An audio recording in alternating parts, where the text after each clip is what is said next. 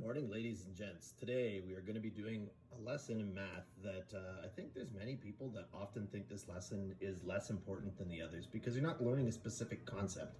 But I think this could be arguably one of the more important lessons we do in the year, not only simply because it's relevant to the unit that we're doing, but also because this lesson talks about problem solving. And you may not see it yet in your life, but you are going to run into all kinds of problems that you're going to need to find different ways to solve. And this really does kind of set you up for solving problems in a good manner.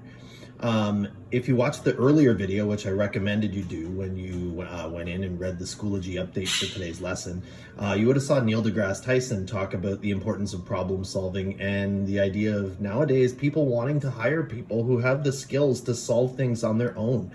A lot of information is available on the internet. That doesn't mean that you don't need to know information, of course.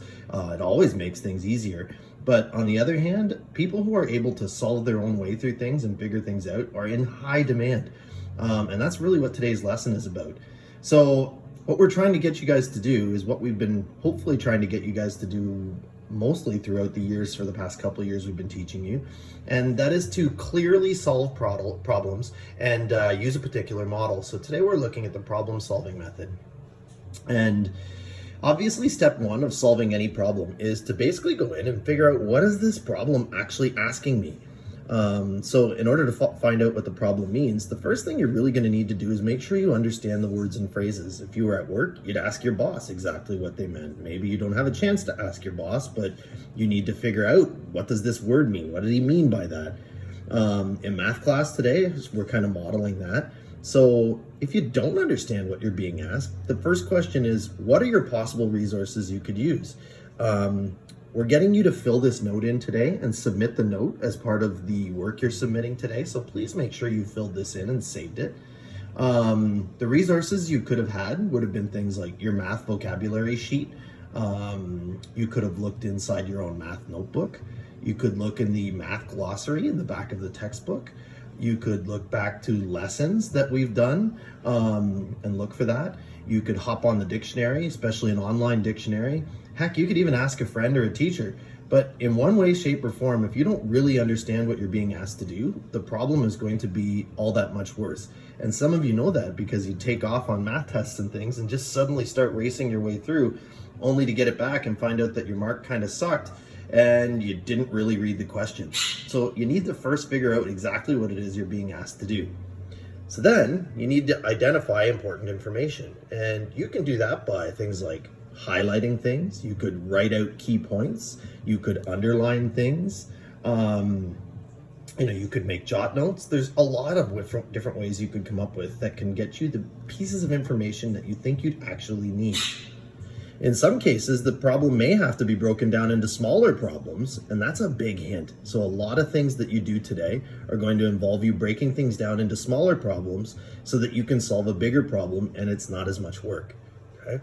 You should understand the problem well enough to be able to say the problem in your own words and be able to state the question you have to answer to solve it. So you should be able to repeat back to someone clearly what the problem is without using the exact same words and having to read it. Okay? So if we went down, and I'm going to scroll down real quick to a problem, let's say way down here. Here's a problem, and it says, Rana is the coordinator of a regional volleyball league. 8 teams must play each team once. How many games must Rana schedule for the volleyball season? So I could go through here and go, maybe I don't know what the word coordinator means, but if I looked it up, I'd find out that it means she's an organizer. I might go, okay, well, I know there's 8 teams that have to play each other once. She's making a schedule. So I kind of have an idea of what to do. So I know that all of these teams need to play every other team once, and I could start thinking that through in various ways. So it's important that you understand the problem before you begin, okay? Then we come back and it says you need to make a plan or choose a strategy. So decide what strategy you're going to use to solve the problem. Often you can use more than one strategy to solve a problem. Heck, there could be a whole bunch of them. Or it may require several strategies to arrive at a final answer. In the Neil deGrasse Tyson video you guys watched, the girl had a great solution with shadows and things. Some of you may not have come up with a solution like that, but you may have suggested alternate methods to figure it out. So we're saying right here, like, let's list some possible strategies you could use. Different strategies you might use today could include all of the following. So yes, you should write these out. You could act things out, or you could use objects. So you could place objects on a table and you could manipulate them and try to figure things out. So chunks of Lego, erasers, stones. You could make a picture or a diagram. So you could draw yourself a picture. Often when you guys come up to the front asking me for questions, I draw pictures and I show them to you. You could make a table like we've been doing for our algebraic method stuff. You could make organized lists, which I know you all hate, but they do work, especially if they're organized. You could do a guess and check strategy, which works, but it's often, if you get it right away, that's fantastic. But if you don't, it could take you forever. You could use or look for a pattern. Often the best way to do that is by making a table. You could work backwards, so start at the answer and try to work your way back. Or you could use some sort of logical reasoning. One of the other ways you could do is make a simpler problem and try to solve that first, and then figure out where to go from there. Or you could brainstorm with friends and try to come up with a totally different solution altogether. Once you've done that, well, let's actually skip down and take a look at the girl again and see what she solved. Rana went down here and she said, I'm going to make a plan. I'm going to make a sketch, or I'll sketch out what would happen with a fewer number of teams. Then I can use my sketch to make a table of values, and this will help me to see if there's a pattern. So she said, what if I just work with like 4 plans? So her plan was to make a sketch and a table of values. So she's clearly said, I know what they want me to do, that teams play in twos, and each of the 8 teams has to play the other 7 teams once. I want to figure out. So she's clearly told me she understands the problem. She's clearly chosen a plan and told me what she's going to do. And now, of course, she's going to have to carry out the plan. So the third step is work through the problem until you find an answer to the solution using the strategy you selected. It's important that you work in a way that lets you see at a glance what you've completed. As you work through to find the answer, you may find the strategy you selected is not as helpful as you thought it might be. You might have to go back and try a different strategy. So it might be the case that Rana's strategy sucks and she needs to go back and do something different. But her ability to think through the problem is what makes her valuable today. So she decides to carry it out, and she figures out that by using her picture that this many number of people would need to play this many number of games. She fills things in on the table. Then she's like, I think I have the answer. So by the time I have 8 teams, I'm going to have 28 games required.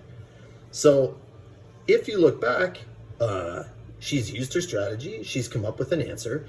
And when you come up with an answer, that doesn't always mean your answer is going to be correct. So what we try to get people to do, and I emphasize this a lot during math tests, and in real life, you'd probably want to do it too. If you were doing something like, I want to pave my driveway and I want to do it myself, you're not just going to come up with one solution and go, I think I bought enough pavement. You're going to want to check that answer a few times. So this idea of step 4, you're going to want to look back and see that your solution makes sense so that you're not stuck with half the pavement you need for your driveway and have it sitting drying there while you're going to try to figure out what you're going to do next. So you need to reread your problem, check your solution that it makes sense, maybe try to double check the solution by working backwards through the problem, or come up with some way that you can convince yourself that the answer you've come up with is correct. So you'll write your solution out and explain how you solved the problem if it's required. And if you look down to what she did, and notice I'm not going over her problem in detail simply because I'm not asking you to solve this one. We're looking at the model today, right? So she looked back. She said, I could sketch the picture for 8 teams and use different colors to help me keep track of the games.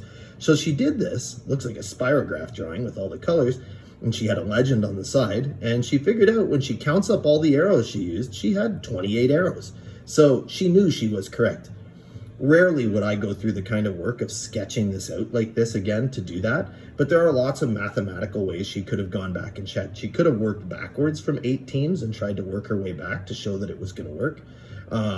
There are lots of different ways she could have checked her answer that would have been perhaps less work than this, but the idea here is that she used the problem-solving method. So she checked to make sure she understood the problem. She made a plan and she highlighted what that plan was. She carried out the plan and she showed her steps and work to do so. And finally, she looked back and made sure her solution was reasonable, that it actually made sense. So really what we're getting you guys to do today is to go in and grade 7s, you are going to hand in, obviously, the copy of this note completed. You are going to go and solve questions 6, 7, 8, 9, 10, and 11. using all 4 steps of the problem solving method. So for each one, I should see you listing step 1, and you should show me that you understood what the problem means. You should say step 2, and you should tell me what strategy or plan you have to solve it. Step 3 should show me that you've carried out your work and the steps you used to get there. And step 4 should be you looking back to make sure your answer is reasonable. All of your questions should end up looking something like this, although maybe not quite so long. But you should, again, for every one of the questions, so for all 6 of the questions, I should see you having a section for understand the problem, make a plan, carry out the plan, and look back. Grade 8s, you are doing something very similar today. You are going to be looking at questions 5 through 10. At the end of the class, we are going to have 1 question submitted. Last year, we had people submit question 10. So it's unlikely we are going to be marking question 10. I shouldn't say submit. All of you will be handing all of them in. We are going to select 1 that we are going to mark. So for both grades, you should have all of the steps. You should be showing us that you've used all 4 steps for the problem solving method in each one, come up with a reasonable solution, and we will choose one of them. Again, last year we chose question 10. It was a good question, but there are lots of other better ones. So you never know which one we'll be choosing. We will give you a mark on one of those questions, and the mark will be based not just on getting the correct answer. Even if you don't get entirely the correct answer, if you've used the problem solving method, your marks will still be good. So again, like Neil deGrasse Tyson had said, you guys need to, more so than ever in a world today, be the kind of people that need to solve problems. And there are a lot of problems in this world that need solving. And for people to figure them out, they need a problem solving method, which is a combination of math and science. So let's get you guys working on this today. Please ask questions. There are a bunch of these that are probably going to have some of you stumped. Please feel free to use all the resources at your disposal. You can ask us questions as teachers. You can hop into the chat. You can personal message us through Schoology. You can ask your friends. There's all different ways, but make sure you get help today and be able to figure out the problems. Good luck, everybody, and we will see you online.